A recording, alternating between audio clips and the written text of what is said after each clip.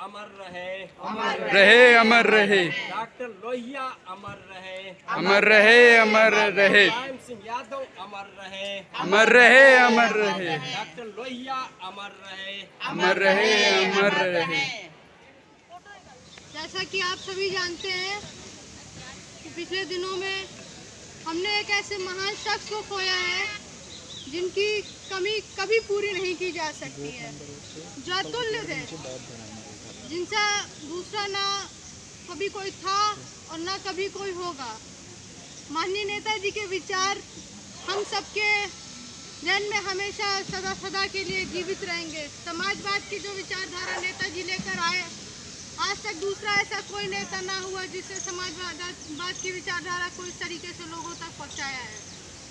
तो हम चाहेंगे आज हमारे बीच जो भी लोग हैं वो कुछ भी शब्द अगर कहना चाहें तो आगे आ सकते हैं। अक्षय यादव भैया।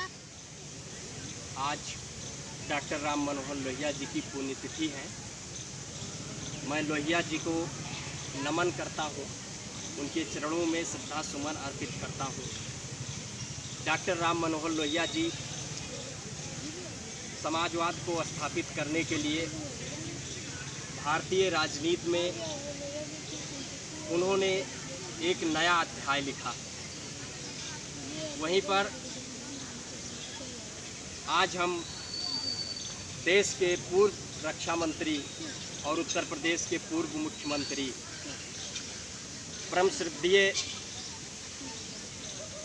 आदरणीय श्री मुलायम सिंह यादव धरतीपुत्र नेताजी को भी याद कर उनकी आत्मा की शांति के लिए प्रार्थना कर रहे हैं ईश्वर से। साथियों, हम लोग जानते हैं कि डॉक्टर राम मनोहर लोहिया जी ने नारी उत्थान के लिए, महिला सशक्तिकरण के लिए जो लड़ाइयाँ लड़ी, वो एक नया अध्याय था। और हम लोग आज लोहिया जी को याद कर रहे हैं उनके पुण्यतिथि पर, क्योंकि डॉक्टर राम मनोहर लोहिया जी महान स्वतंत्रता सेनानी, समाजवादी राजनेता, महान चिंतक। उन्होंने एकमात्र ऐसे राजनेता थे जिन्होंने अपनी ही पार्टी की सरकार के इस्तीफे के लिए खुले तौर पे इस्तीफे की मांग की। हम लोग को ये समझना होगा कि आज भारतीय राजनीति में जो गंदगी है उसको तभी हटाया जा सकता है जब अपनी ही पार्टी, अपनी ही सरकार में जो कमियां हैं उसकी आलोचना करने की हम लोगों के अंदर साहस होगी। साथियों, वहीं पर आज हम लोग ऐसे महापुरुष को याद कर रहे हैं जिन्होंने डॉक्टर राम मनोहर लोहिया के आंदोलन से जुड़कर आदरणीय नेताजी ने जो समाजवादी आंदोलन को आगे बढ़ाया।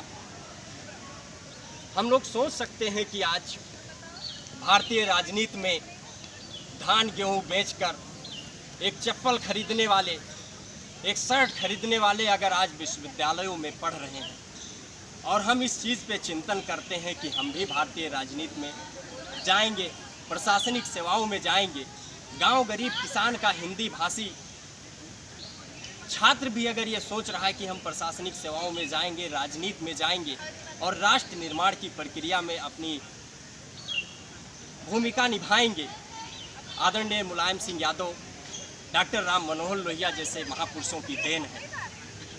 साथियों, हम लोगों को पता है कि आज़ाद भारत में नेताजी रक्षा मंत्री रहते हुए जो अहम फैसले लिए, भारतीय सेना में शहीद जवानों का बॉडी अगर घर तक पहुंचता है तो ये आदरणीय मुलायम सिंह यादव जी की देन है। आदरणीय नेताजी रक्षा मंत्री रहते हुए स्वयं बॉर्डर पर जाकर सेना में जवानों के लिए उनके पेंशन में वृद्धि की, उनकी सैलरी बढ़ाई। जो शहीद, जो सेना में देश की रक्षा सीमा की कर रहे हैं, जो किसान खेती करता है, हम लोगों का पूरे विश्व का पेट पालने का कार्य करता है, उसका लड़का भारतीय सेना में जाकर हमारे देश की सीमा की रक्षा करता है। साथियों, नेताजी एक ऐसे महापुरुष थे जिन्होंने गांव, गरीब, किसान,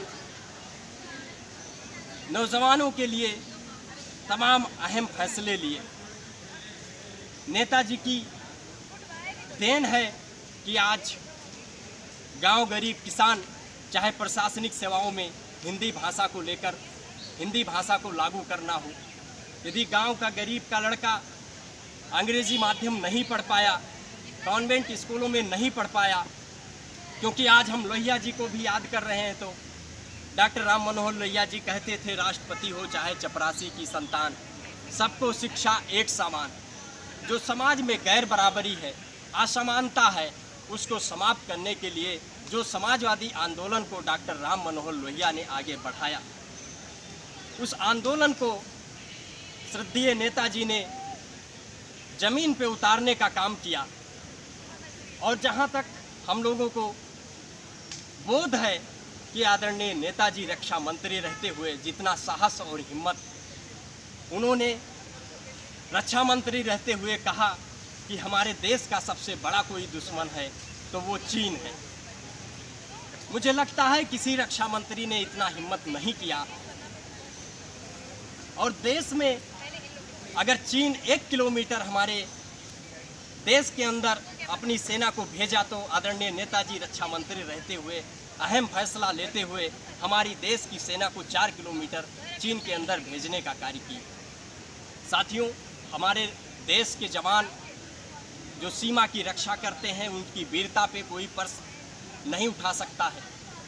और पूरे विश्व में सबसे महान और वीरता का परिचय कोई दे रहा है तो हमारे देश की सेना दे रही है। साथियों, हम लोग सोच सकते हैं कि अगर आप गरीब घर से बिलोंग करते हैं, किसान के घर से बिलोंग करते हैं, तो आपको अपनी भारतीय राजनीति में जगह बनाने के लिए आपको कई गुना ज़्यादा संघर्ष करना होता है। यह आदरणीय नेताजी की देन है कि फूलन देवी, जिनको समाज ने जिस तरीके से उनके ऊपर अत्याचार, शोषण, अन्याय किया, और यहाँ तक मजबूर हो गई फूलन देवी की आत्महत्या कर लेंगे। लेकिन फूलन देवी ने ये सोचा कि मरती तो हजारों लड़कियां रोज हैं, हमको जीवित रहना है और एक सामाजिक परिवर्तन और व्यवस्था परिवर्तन के लिए कुछ करना है। ऐसी महान भारतीय महान वीरांगना फूलन देवी को देश की संसद में भेजने के लिए आदरणीय नेताजी ने जो फैसले लिए, हम लोग सोच सकते हैं कि आज नेताजी को याद कर रहे हैं। मैं पुनः नेताजी की आत्मा की शांति के लिए प्रकृति से दिवंगत आत्मा की शांति के लिए प्रार्थना करता हूं और विनम्र श्रद्धांजलि अर्पित करता हूं। धरतीपुत्र मुलायम जी को नमन करना चाहता हूं और उनको श्रद्धांजलि देना चाहता हूं। और उन्होंने जो कार्य किए हैं वो काल की कबाट पर अमिट हैं, उनको कोई नहीं कर सकता है। सन 90 के पहले जो लोग वाकई समाज में बैठ नहीं पाते थे, अपनी बात नहीं रख पाते थे, उनको बोलने की आवाज जिन्होंने दी है वो माननीय नेताजी ने दी है। इनको मैं श्रद्धा सुमन नमन करता हूँ। नेताजी अमर रहे, अमर रहे, अमर रहे, नेताजी अमर रहे, अमर रहे, अमर रहे।